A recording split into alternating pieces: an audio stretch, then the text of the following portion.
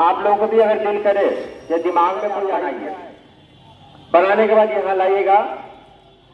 मेरा तो दिल करता है कि हर दिन कोई ना कोई बच्चा लाकर दिखाए, हर दिन कभी वो बना कर लाए, कभी वो बना कर लाए, ताकि हम मुनाजात के बाद दिखाएं कि देखो आज का ये बच्चा क्रिएटिव बच्चा ये है जिसने इतनी अच्छी चीज बनाई, इतनी मेहनत से बनाई।